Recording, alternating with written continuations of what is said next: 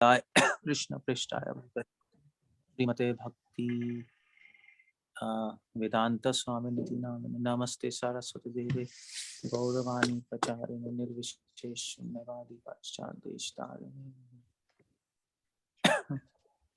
Okay, so we are discussing renunciation from Bhagavad Gita. It's a very big, vast and complex topic because what we as Gaudiya Vaishnavas think of renunciation, that is very, very different from the concept of renunciation of Jnanis and Yogis. There's a lot of difference there. So what do we mean by renunciation?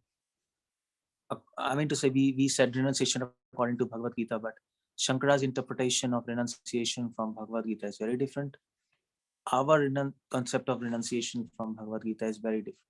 Our means Vaishnavas. And on the top of it, and on the top of that, Gaudiya Vaishnava's renunciation concept is very, very different. So what is renunciation? Let's talk about it.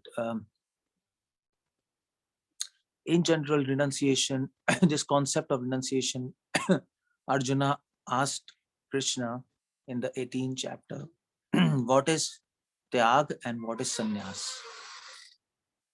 This is a very pertinent question. What is Tyag and what is Sannyas?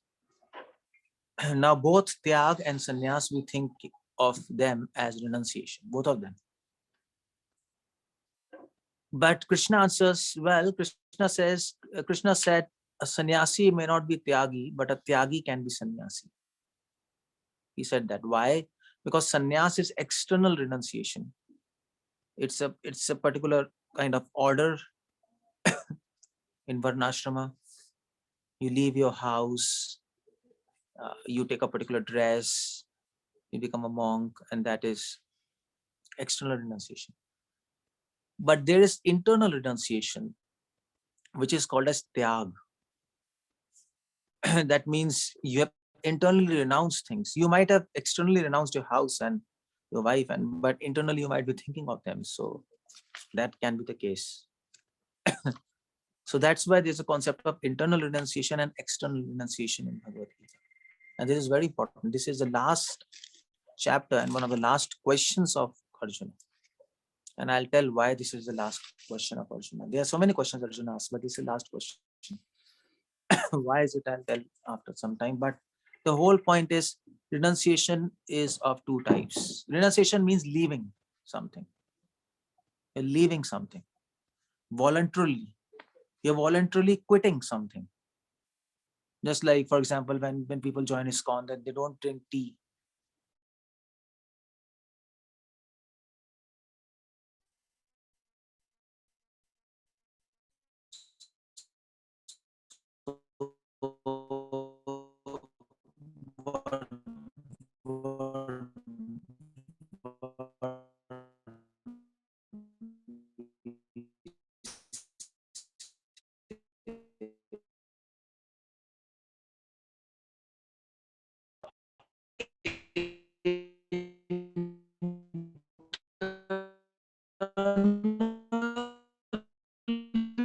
Actually something that is called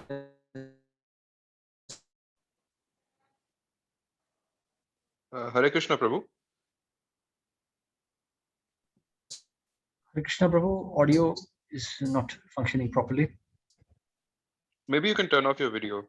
Yeah, internally means your desire. That drinking tea, that's sannyas. Externally, okay. Krishna, functioning properly, really? Now also it's not functioning. Oh, Now it's back. Now it's back. Yes, Prabhu, back. Oh, it's back. Now it's clear. This is the last two. Yes, Prabhu. Last 10 seconds we lost. अच्छा, but problem आ रही है ना, cut रहा है ना. Otherwise 10 seconds से बैठ ठीक था. अच्छा, ठीक था, 10 seconds. Okay, fine. So what I was saying, suppose if I give example of tea. Now in ISKCON we don't drink tea, so if I leave drinking tea, that is external renunciation. From today, I don't want to drink tea. But we might maintain the desire to drink that tea. That's a very different thing. So we are not, so in that case, we have externally renounced tea, but internally we have not renounced tea. So externally, so as far as sannyas is concerned, we have taken sannyas from tea, but we have not taken tyag from tea because we want to drink tea. That's the whole idea. So internal and external renunciation, that's the most important thing there. So Arjuna asks Krishna, what is important? External renunciation, internal renunciation. Krishna says, well, both are important, but the most important thing is internal renunciation. Because if you externally renounce something, and if you maintain a desire to enjoy that within your heart, then you are not really renounced, then you are mithyachari, you are hypocrite. So Krishna says you should, but sannyas is okay, but you should focus on tyag. If you're internally renounced, then automatically you are externally renounced. If you don't have a desire to drink tea, then you will not drink tea. You see, so other way around, it's better. So that is tyag and sannyas. So that is called renunciation in general sense, very general sense. But there's one more verse in Bhagavad Gita. What's that? Ras varjam rasopyasya vishya vinavartante niraharasya dehina ras varjam rasopyasya param drishtva nivartate. That's one verse from Bhagavad Gita. And Krishna says in that verse, Vishya vinavartante niraharasya dehina ras varjam rasopyasya. Krishna says, well, until unless you don't take higher taste, you will maintain lower taste. Even if you leave the object, but you will maintain the taste of it. And Krishna says it takes time to leave the taste. So what should we do? So Krishna says, well, first you think of anyway, and forget it. So sannyas is easy, but tyag is difficult. Sannyas is easy, but tyag is difficult. You can leave things, but to leave the desire to enjoy those things, that's very difficult. For example, lust. Now we can leave seeing bad movies or bad things, but we maintain a desire to enjoy things. That's there in the heart. So in that sense, we should, Mahaprabhu orders, Krishna says, we should focus on tyag, focus on desires. And then Krishna says, ras varjam rasopyasya, but how to leave those desires and attachments? Krishna says, well, the trick of tyag is develop higher taste, develop higher desires. So you will be able to leave lower desires. Now here I just want to add one point that Krishna says, ras varjam rasopyasya, develop higher taste, and then you can lose lower taste. So what's the meaning of that? The meaning of that is higher taste and lower taste. So the meaning of that is, the meaning of this is taste. Higher taste doesn't mean necessarily happiness. We equate ras with happiness, but that's not the point there. No, higher taste is not happiness. Higher taste can also be sadness. Higher taste can also be wisdom, philosophy, intellectually. Higher taste can also be morality, virtues. So higher taste doesn't necessarily mean happiness. That is our assumption. Higher taste is happiness. Higher taste can also be fear. We can have higher quality of fear. For example, we can have fear of birth and death. That's a higher taste, isn't it? All the Paramahamsas, they fear birth and death. So they're experiencing higher taste. And because of that, we lose fear, we lose small fears of of of normal day-to-day problems. We lose fear of that. So higher taste refers to so many other things. That's very important to understand. So higher taste has all emotions in it, not just happiness. That's my idea there. And that's it. So if you read Ante Leela, Chaitanya Mahaprabhu is experiencing all types of emotions. He's experiencing happiness, he's experiencing sorrow, feeling of rejection of Krishna. That's higher sorrow. Lower type of sorrows is I lose my friend, I lose my wife, I lose my money on body platform. But higher type of sorrow is on spiritual platform, I have lost Krishna. So that's higher taste. So by taking higher taste, lose lower taste. That's what Krishna says. That is a trick of tyag, internal renunciation. This is a very important point we should keep in mind. Otherwise, we don't advance. We will not be able to practice proper renunciation. Okay, so that is one understanding of renunciation according to Bhagavad Gita. But then if you go deeper into what is renunciation, what is renunciation actually? It's not just renouncing your desires and renouncing your attachments within your heart. So on a deeper level, renunciation means renouncing your false ego. Prakarte kriyamani gunai karmani sarvasha ahankar vimudatma kartaramiti manyate. So renouncing your false ego, or in other words, renouncing your enjoying tendency. That's a deeper level of renunciation. Why? Because only because of enjoying tendency we develop desires and attachments. So asankalpa chayet kama, we were reading Bhagavatam. So that's the idea there. So that's a deeper level of renunciation. So we start with renouncing our desires and attachments by taking higher taste, by developing good desires, by developing attachment for Krishna. But then as you advance, you go to a deeper level. You want to renounce the enjoying tendency. A false ego. Enjoying tendency means false ego. Due to false ego, we think I am the enjoyer, independent of Krishna.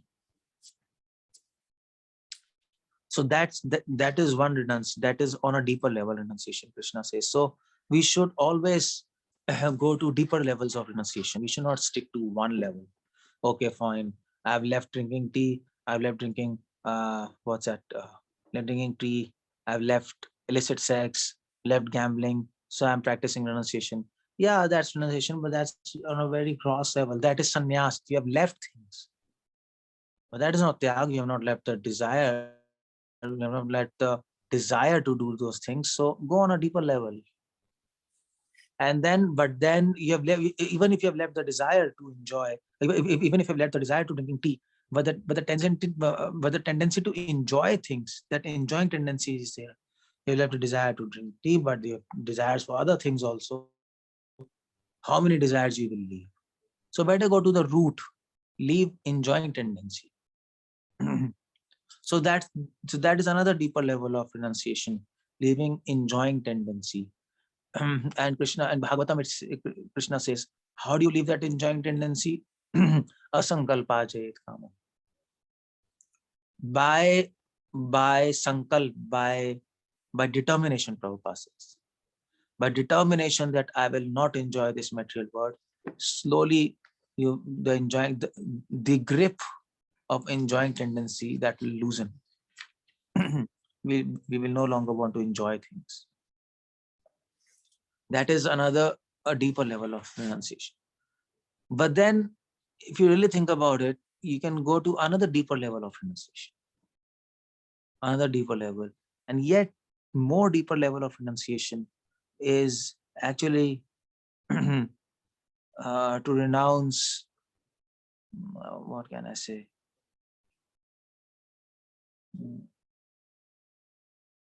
How do I put it? In the case of gopis, the gopis are Krishna's best devotees, and what they have renounced. They have renounced one thing. They have renounced which nobody can renounce. That is self-prestige. Yeah, that is another much deeper level of renunciation. Self-prestige. It might seem easy, but it's not easy. To get free of lust is easy, but to get free of puja la pratishtha, that's very difficult. But they renounced self-prestige. Gopis, Krishna called them in the middle of night. Why did he do that? To actually test their devotion, whether they can renounce their self-prestige. Because for the female to go in the middle of the night, especially household females, and to go to some other male, the dead of night, that's a very, very, very, it's not at all prestige. It's like bringing defame to your whole family. But they did that. So renounce a desire for self-honor, for self-prestige. That's another deeper level of renunciation. But self-prestige means self. So the deepest level of renunciation is to renounce yourself. That's all. I know Bhaktivinoda Thakur says, Ami to amar nahi nath. I don't belong to myself. That sense of belonging to yourself. You belong to yourself. That sense, I belong to myself. That sense has to be renounced. And that is gopis, actually. That is Vrajvasis. For them, they belong to Krishna. They don't belong to themselves. They can die for Krishna millions of times and they'll be happy to die. Rather than live, they'll be happy to die. They'll happily live their lives if it can please Krishna. That is a test of, I don't belong to myself. You will happily accept sufferings given to you by Krishna because you don't belong to yourself. If we don't belong to ourselves, that means we are slaves of God. And Krishna can sell slaves anywhere to anybody and do anything with his slaves. That's the idea. That is the highest type of renunciation. Highest type of renunciation. That's what Mahaprabhu says, Ashli Shava Padratam Vinashtumam Adarshanam Mam Hatam Karotuva. Krishna, you reject me, you actually trample me under your foot, you ignore me, still you will be master birth after birth. This is gopis, and that's why gopis are the best of all renunciates. Because they have renounced their own self for Krishna. This Devarshi Narad, he came to Raj.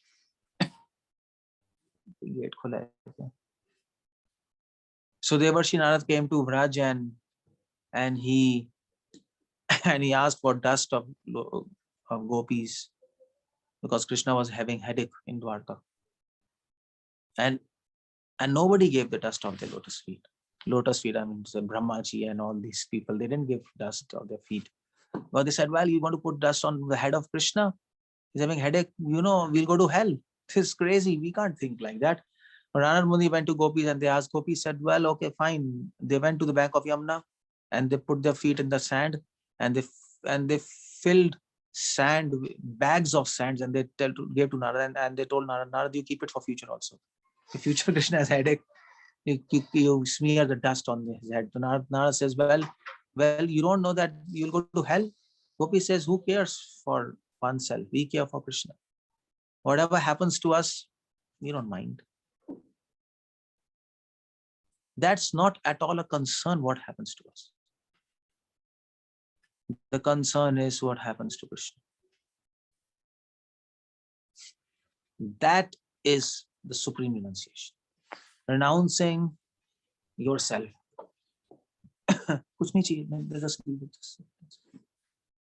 So renouncing oneself. That's the supreme renunciation.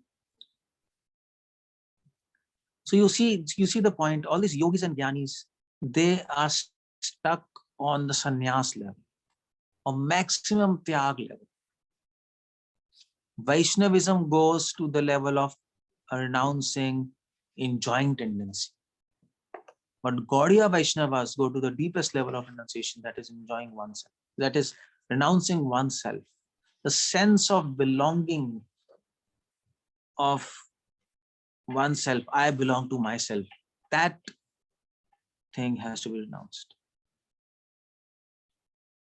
That is the most important thing. I belong to myself. That is the most important thing. Now, how do you do that? That's another question. How do you do that? You can renounce objects by simply being away from them. That's easy. Sannyas is easy.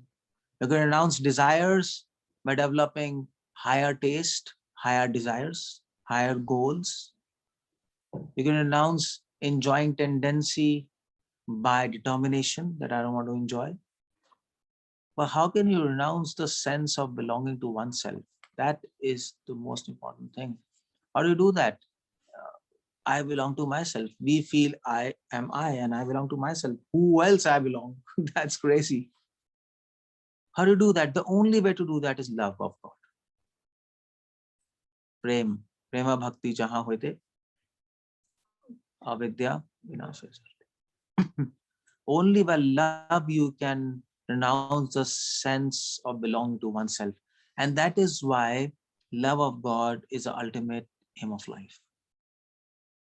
And that is why gopis are the greatest of all jnanis and yogis. Gopis are greatest of all renunciates.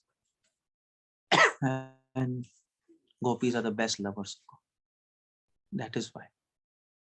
So this is a conception of renunciation according to Bhagavad Gita. This is the highest conception, that I don't belong to myself, to renounce that. And that is why that is why Arjuna asks this question in the last chapter. Krishna, what is higher, tyag or sannyas?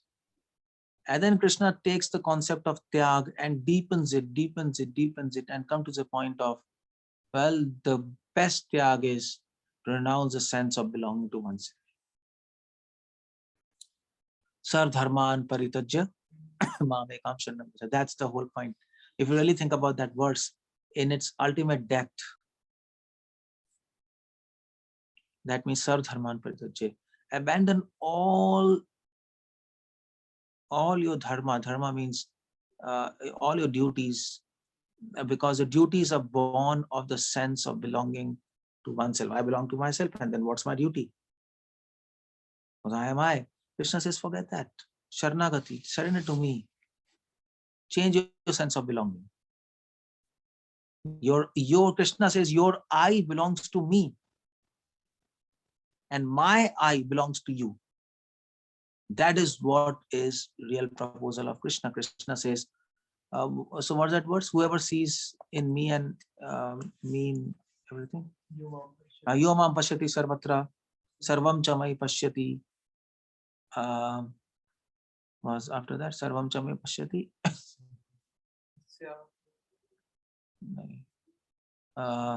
Anyway, whoever sees me everywhere and whoever sees everything in me, he is the best of devotees, Krishna says.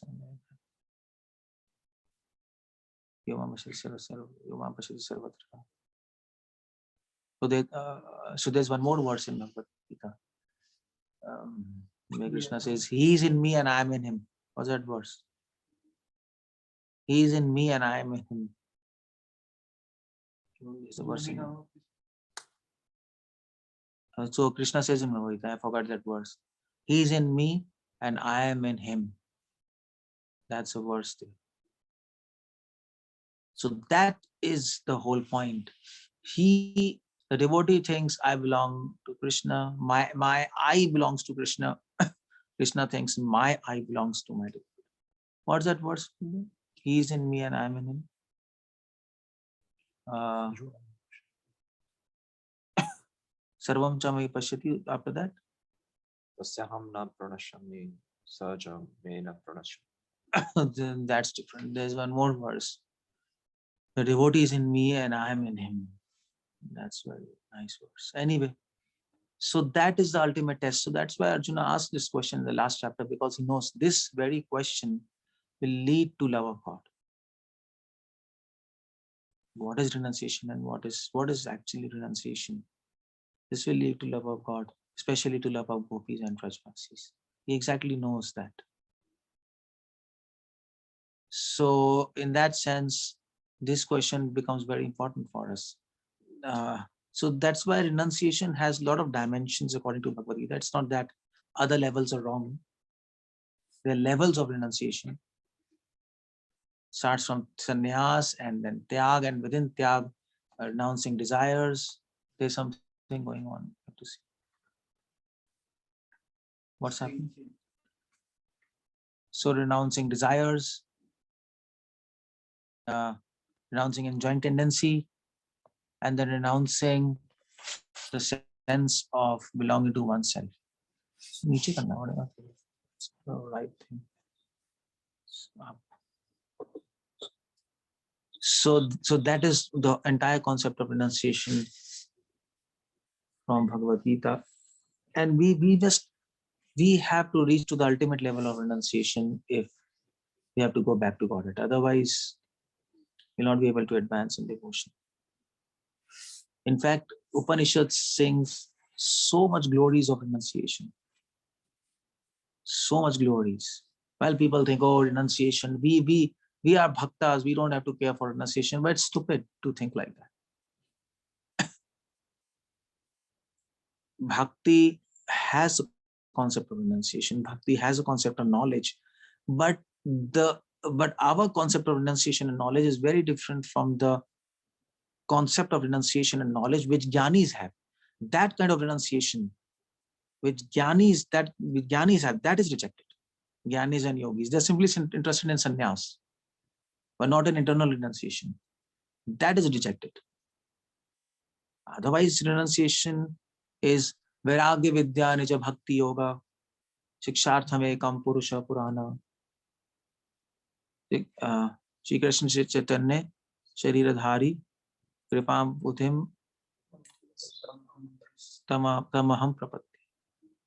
So that's the words there. Vairagya Vidya Nija Bhakti Yoga, Sarvam Bhattacharya.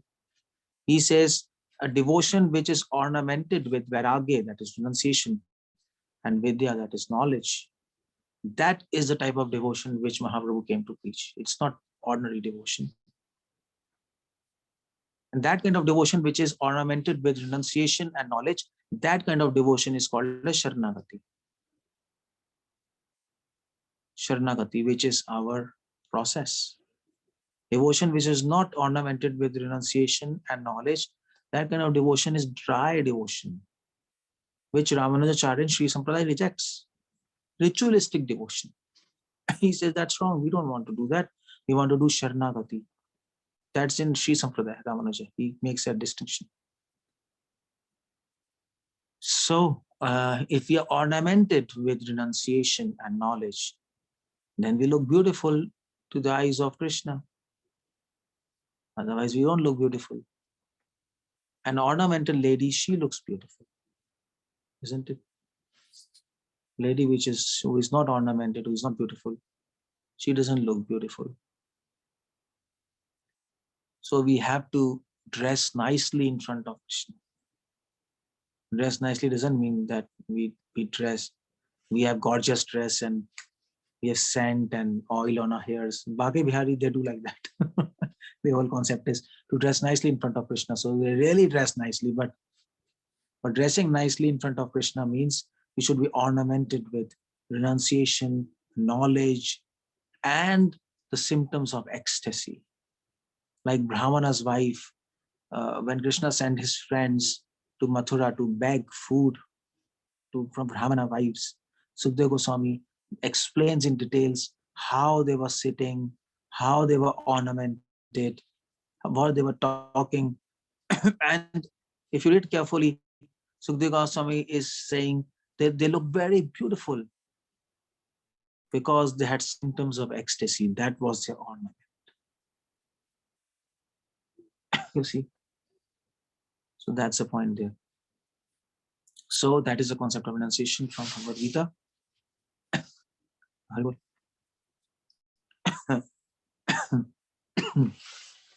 Yeah, so that is the concept of renunciation from Bhagavad Gita. Just keep in mind all these things. Don't be on a superfluous platform of renunciation. It doesn't serve any purpose. We have to go to the ultimate level of renunciation, which gopis have. We are gopi bhartupat kamla or das anudas anudas. You have to hit the root. Ashwathame nam subirudam ulam sangashastrena dridena shitva. Don't try to cut the branches of the tree. Very good. For cooking, you can do that. But just cut the root of the tree. That's all. Just cut the root of tree and solve the whole problem. That's all. And what's the root of this whole material world? The root is the sense of belonging to oneself. I belong to myself. And the whole solution for that is love of God. That is why Mahaprabhu says, Krishna Prem Pumarto Mahan. You love Krishna. What's that? Mamat. You change the sense of belonging. Now we have a sense of belonging that I belong to myself. Just change it. I belong to Krishna. And then the whole problems get solved. Everything gets solved. That is love. So either you can say our aim of life is love of God, or you can say our aim of life is renunciation. It's equally it's the same. Renouncing the sense of belonging to oneself, that is our aim. You can put it that way. So Bhakti Shastras, they say the aim of life is love of God. But Upanishads, they say the aim of life is moksha. Moksha means release. Release from what? Release of the sense of belonging to oneself. That is why Upanishads, they emphasize so much of renunciation. You read Upanishads, there again and again they say renounce, renounce, renounce, renounce. So it's the same thing, exactly the same thing, but different words. So you might well say, why do we need different words? So why they want to confuse us? You can put the same terminology. No. Different words means different angles to see the same problem. So there are different ways to see the same thing. And that's also very important. You have to see all the ways. You have to perceive all the ways to understand God. Because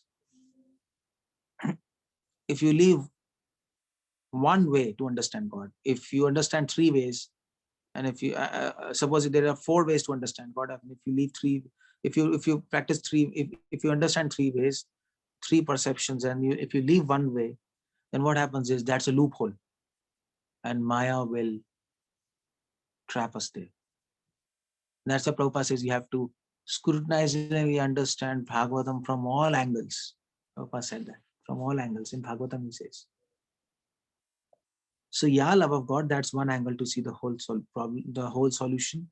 Renouncing sense of belonging to oneself, that's another angle to see the whole solution. And both are same. That's all. So that's how we should understand the concept of renunciation from Bhagavad Gita.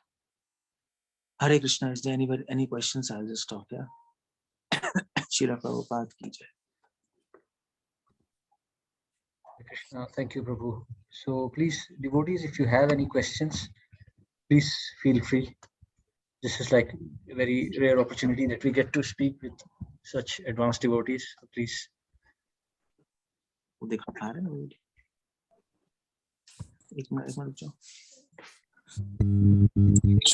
Krishna, Prabhuji.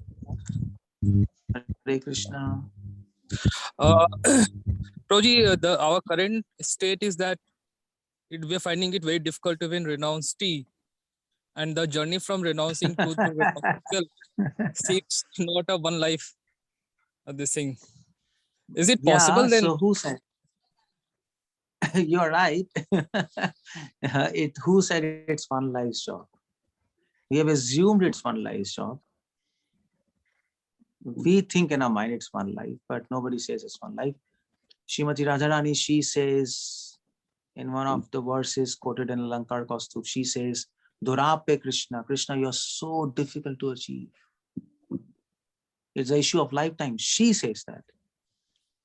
But then she says that is one problem. So difficult to attain Krishna. But then she says, another problem is my mind is completely disturbed. That's another problem. It cannot focus on you. In spite of the fact that it's so difficult to attain you, I should be completely focused on you to attain you so soon. But my mind is not focused on you. It makes the problem double difficult. But then she says, there's another problem. My mind is not just focused on you, but my mind is full of lust and envy and anger. That adds to the problem. And then she says, there's another problem, that the instructions of devotees appear very strong and very hard to me, and I get hurt by listening to them. That adds to a big problem. But the greatest problem is, of all these, is I have a desire to attain you. But in spite of all these issues, I don't see any possibility to attain. So she says, I think we are dealing with a situation of hope against hope to attain Krishna. And that's what Raghunath Das Goswami says. That's what everybody says. That's the mood we have to cultivate. That is Gaudiya Vaishnava mood. So we have to develop this mood. And it's very difficult to attain Krishna, and this and that, and there's so many problems. So it's hope against hope. If that mood that's the mood of Radharani, that's the mood of Mahaprabhu. If we can cultivate that kind of mood, then we will attain Krishna very soon. That's a trick, Bhaktivinoda Thakur says. An intelligent person, he tries to develop the mood that it's impossible to attain Krishna. And if we can develop that mood, then it will become possible to attain Krishna within this life. So it might appear contradictory, but that's how it goes. Ashli Shiva Padratam Pinastumam Yugaitam Nimishena. What's that? It's the same thing. So negativity will attract positivity. That's the whole point. So that's why in Chaitanya Mahaprabhu's Leela, so there was this Mukund, and Mahaprabhu says, I don't want to see him. Just throw him out. So he went away, and then Mahaprabhu says, he will attain me after thousands of births. And then Mahaprabhu, after some time, he said, so you please see what he's doing. He was dancing outside. And they said, why you are dancing? So he said, well, I will attain Krishna after thousands of lifetimes. At least I'll attain him. After thousands of lifetimes. And that's also, I think, feel that is too soon. Mahaprabhu says, yes, I'm very happy, call it. So, and a mood of impossibility to attain Krishna, that actually shows that we have, that we understand that Krishna is very rare, isn't it? He's very special, that it's so difficult to attain him, and he's very rarely attained. So he has got to be really special person. So the mood of impossibility to attain Krishna and otherwise is glorifying him. That's the method to glorify him. That is very special, because cheap persons you can meet very easily. But he's a special of special. So because an impossibility to attain Krishna, that is the best glorification, this mood. And Krishna is glorified, so he becomes happy, so he will take you back within this life. You got this point? Yes, Prabhuji. Yes, thank you.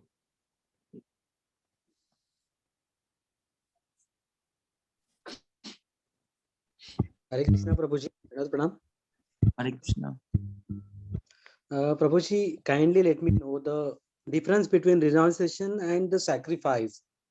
If I'm sacrificing anything, like if I'm doing bhakti, and if I'm sacrificing my family or money or something, so is that sacrifice similar word to renunciation, or it is renunciation is a higher word? No, or higher renunciation, things? sacrifice, it means, yeah, sacrifice means yajna. Okay. Renunciation means you are leaving some, that renunciation means tyag. So I'm So there are two different words in rejecting Sanskrit. everything.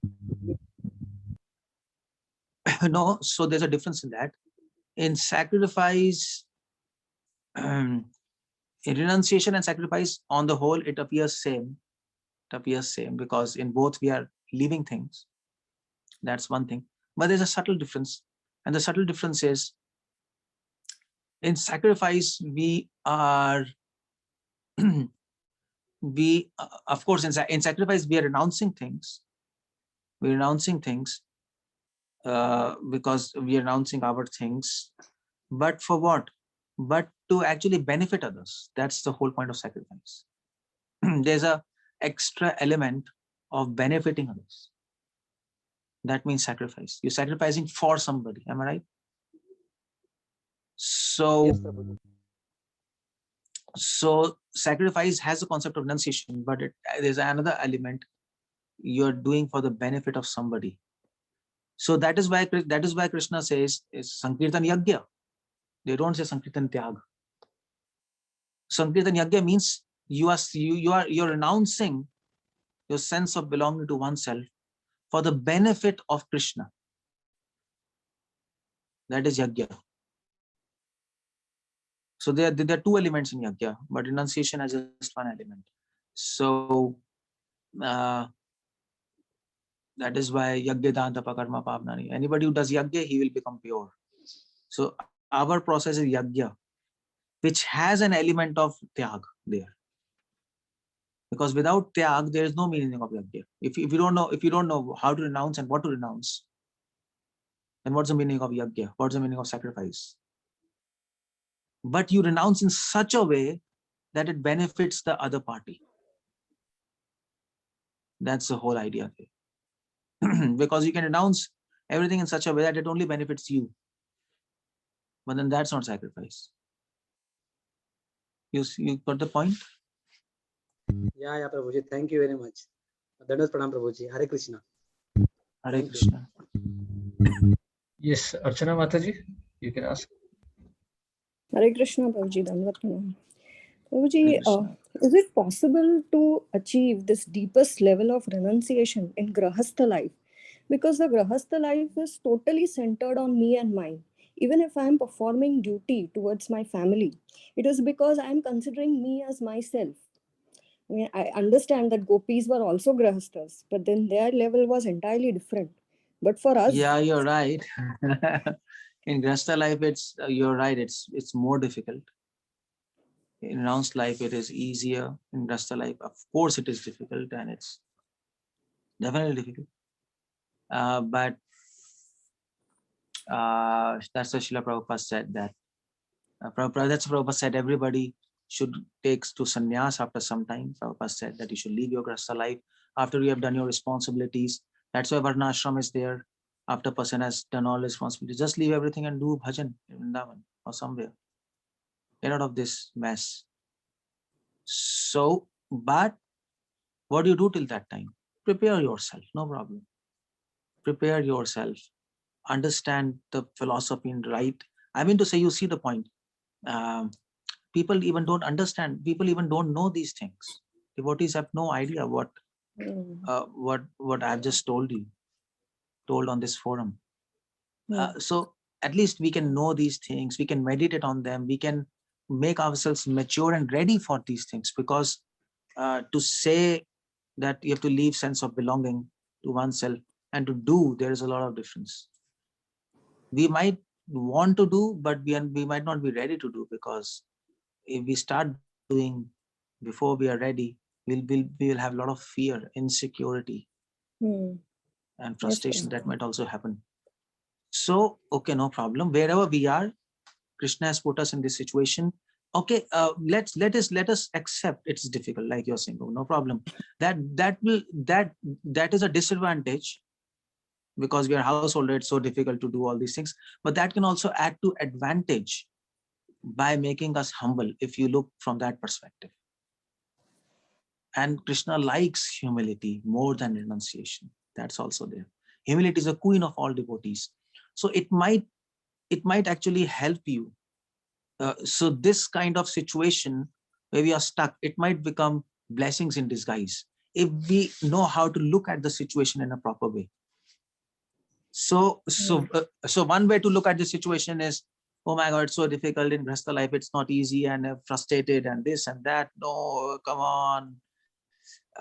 We can't do it, and this and that. Another way to look at this situation is, okay, Krishna, I'm in this situation because of my karmas or whatever. Krishna, I am useless. And I can't even practice renunciation, what you have told. I'm in such a situation. I'm such a sinful soul. I can't even practice what you have told. What imperfection in that? Because I'm in such a situation. So I am a fallen soul. I don't have any, I have a limited understanding. So this kind of mood, you can use this adverse situation to actually develop the virtue of humility. Band ho gaya? Yes. Okay. So that's the point. So it might add to your devotion, and then we can read philosophy and we can understand, go in, at least we can theoretically understand things, and it can also help you to develop intense prayers, because when we are stuck up in something, then there's a need of prayer. But if we are not stuck up somewhere and we are in good situation, we don't pray. So this can also help us to develop spontaneous prayers. Krishna, please take me out of this situation. I want to be with you. Now that you see the point, so it might help us if we look at this whole situation from a very different angle. And then Krishna will find a way. But to think the opposite, that no, Keshav Anand Prabhu, whatever he said, come on. We don't want to accept all these things. Grahastha life also, it's easy. We will do this. That might be harmful because of course it's not easy. As you said, it is more difficult. It's all centered around oneself. So first of all, it's not reality. We don't accept reality. Why people don't accept reality? Because it's difficult to digest reality. It's difficult in Grahastha life. It's not easy. Prabhuji, we get depressed by thinking this. Well, that's the whole point. If we understand reality, then we will have the need to pray and we'll become humble. That's the whole point. That Krishna likes a lot. And that's what I said. The negativity will attract positivity. I have nothing in my life, Krishna. I even don't have purity. I can't do anything. But nevertheless, we are trying to do things. That's one thing. It's not that I can't do anything, so I'll not do anything. We'll try our best, and then we will leave on Krishna. So in that kind of situation, which we are as a householder devotees, actually it might be conducive because it doesn't allow you to become falsely egoistic. And for renunciates, it's very, very dangerous because there can be false sense of egoism that yes, no, we are pure and we are practicing nicely. And that is why you see sannyasis, they fall down, renunciates, many fall down. But household, that is why many sampradayas, they say all the householder life in devotion, it's a slow pace, but it's a safe pace, slow and safe. That's also an added factor. But renounced life that is fast, that's unsafe because if you drive a car with a lot of speed, you can meet a disaster.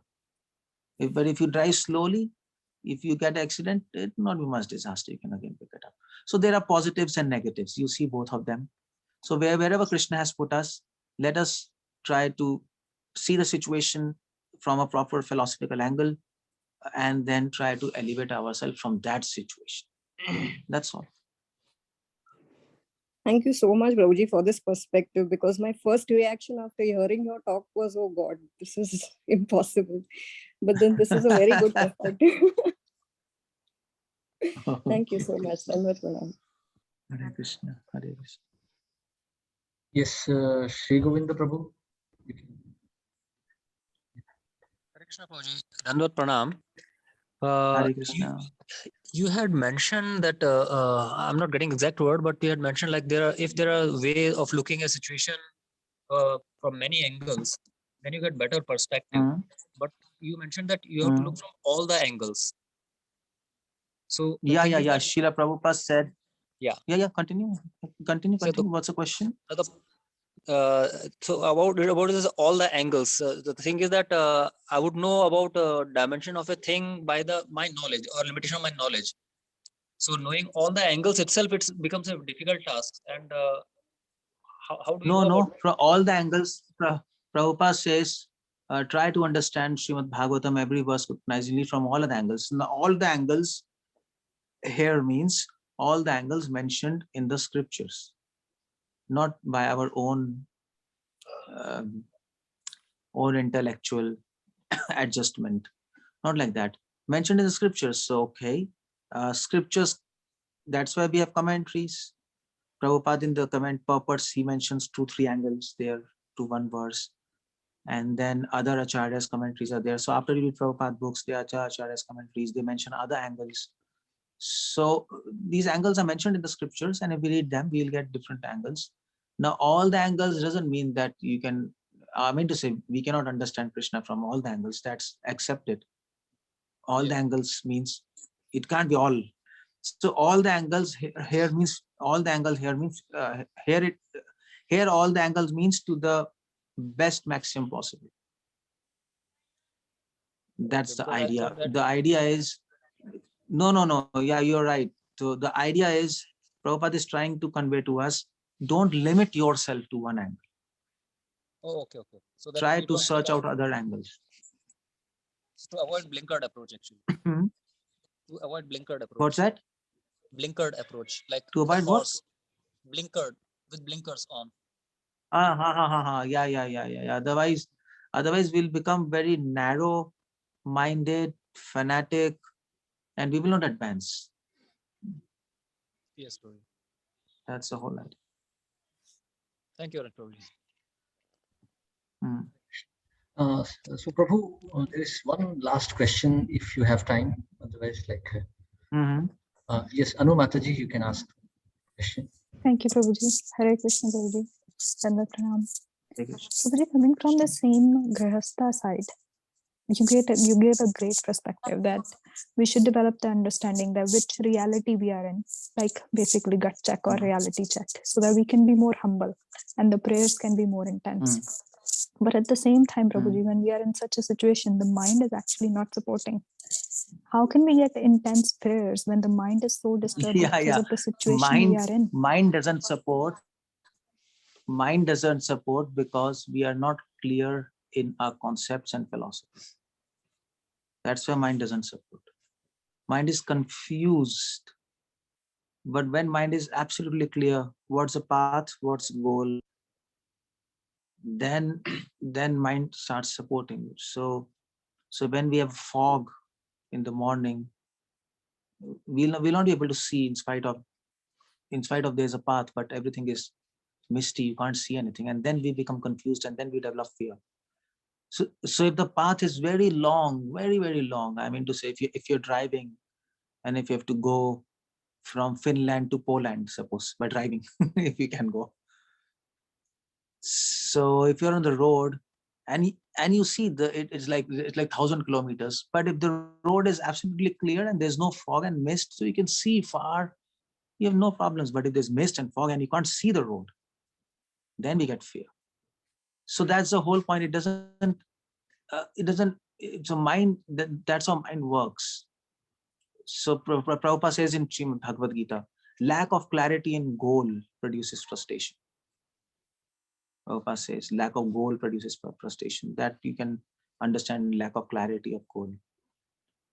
So because you see householders like Bhaktivedanta Thakur, Srila Prabhupada, or maybe other householders, or maybe us renunciates, our mind doesn't really, I mean to say, it's not, so we don't say our mind is controlled, but it doesn't really take us off.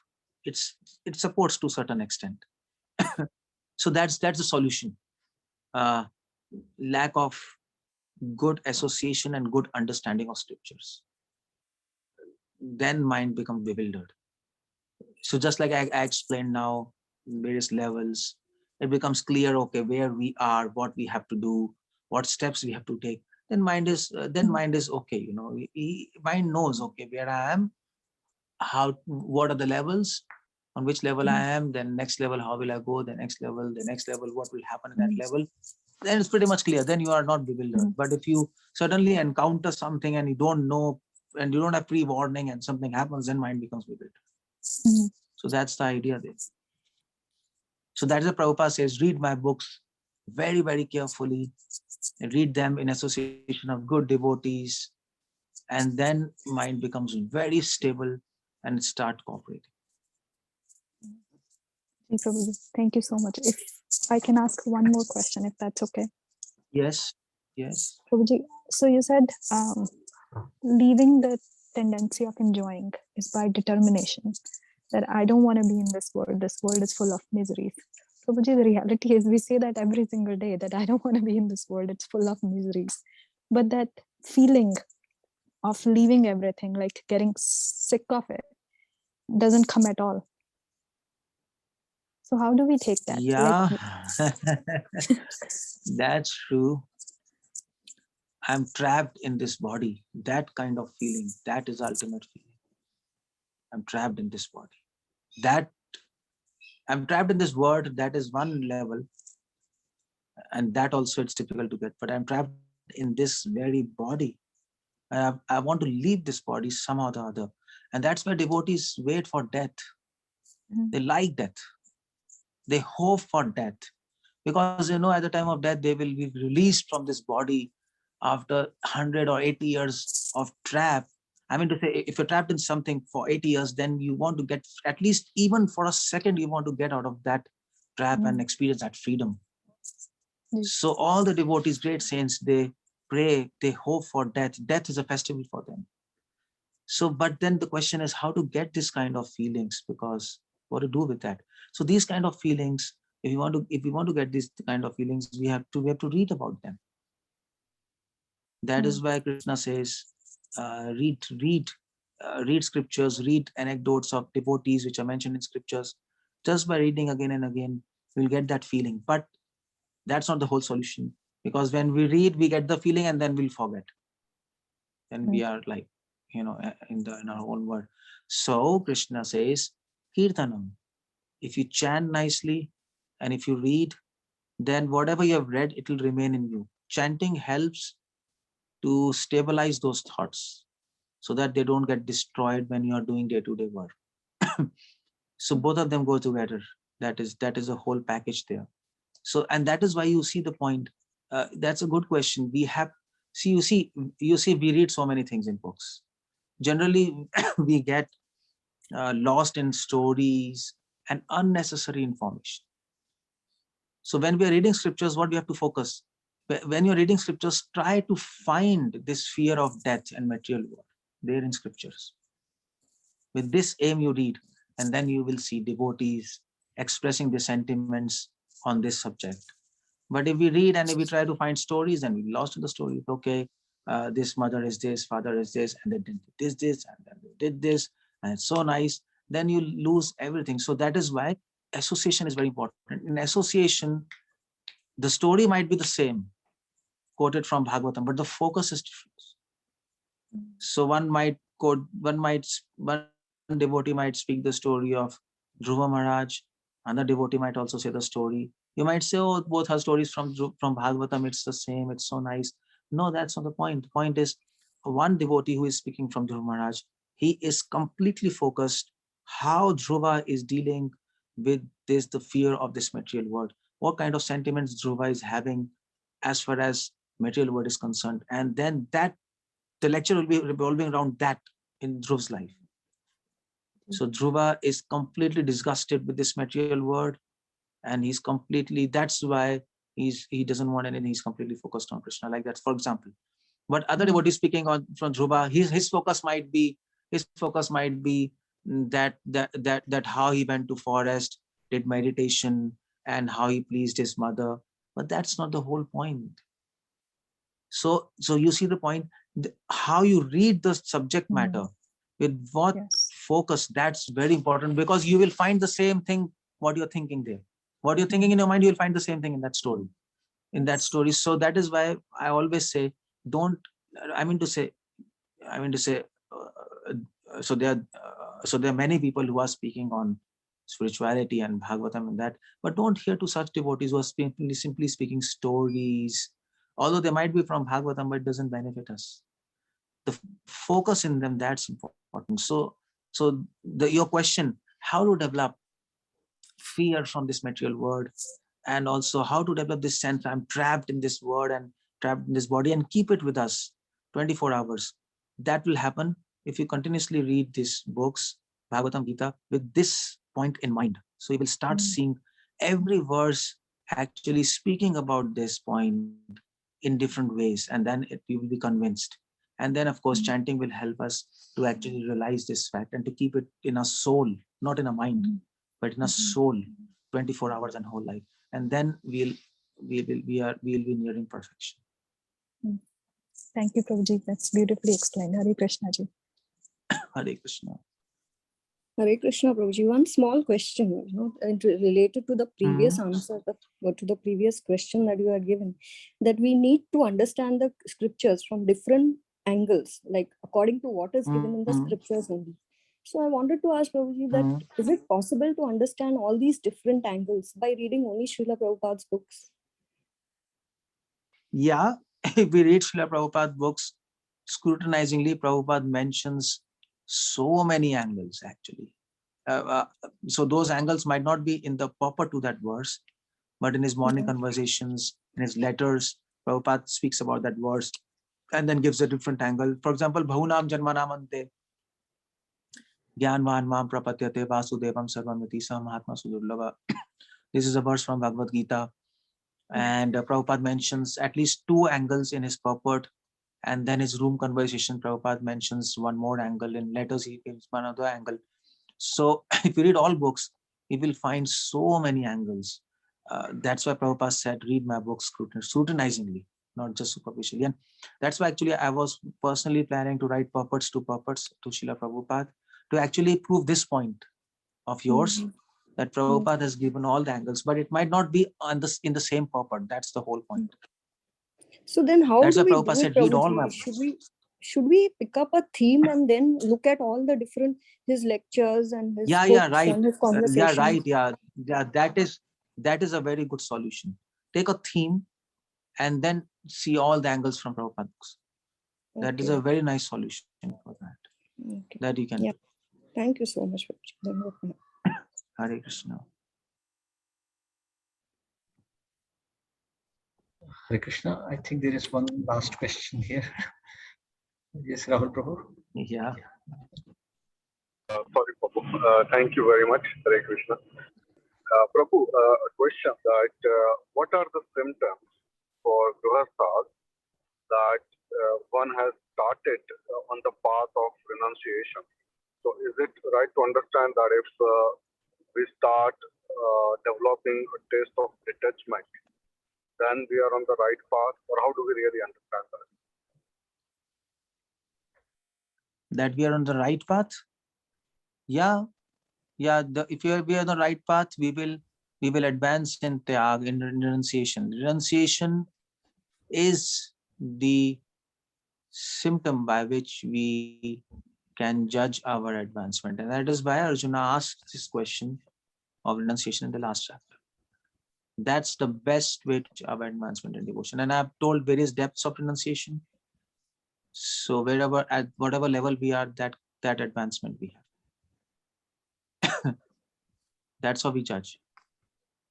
There's no other way. There are other ways that we might be feeling ecstasy while chanting, but those ways are not absolutely sure, because I mean to say, mind can trick in those things. Ecstasy, even new devotees can feel, so you can't really rely on them. The most reliable symptom for advancement of devotion is renunciation.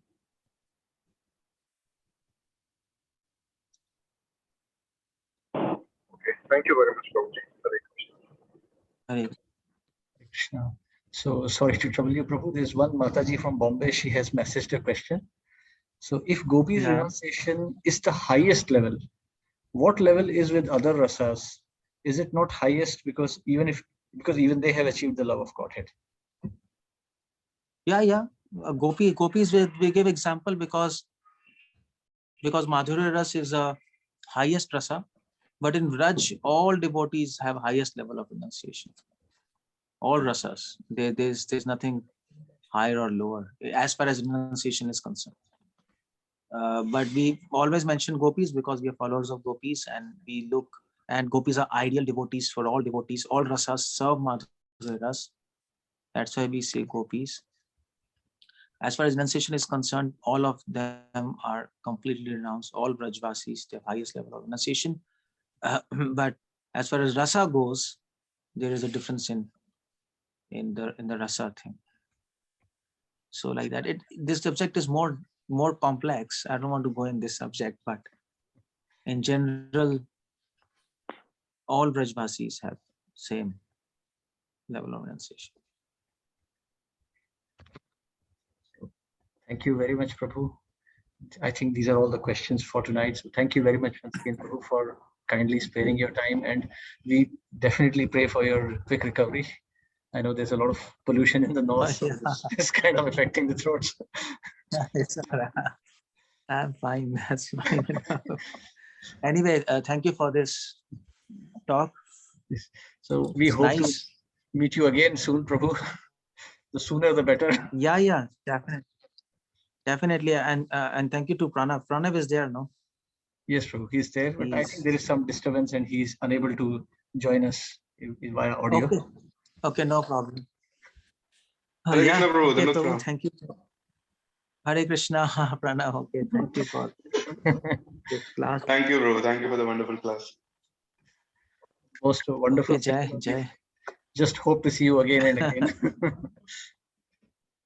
Hare Krishna. Hare Krishna. So all the devotees can please wish Prabhuji by saying Hari Bol. Hari Bol. Hari Bol. Hari Bol. Hari Bol. Hare Krishna. Thank you, Prabhu. Hare Krishna. Thank you, Prabhuji. Krishna, Dandavat Pranam Prabhuji. Hari Bol. Hare Pranam, Prabhu. Dandavat Pranam ji. Hare Krishna, Dandavat Pranam Prabhuji. Hare Krishna, Dandavat Pranam. Dandavat Pranam Prabhuji. Prabhuji, can we leave the class? Our class is going to continue. No, you can leave the class now. Okay, Prabhu. Our time is 9 to 10.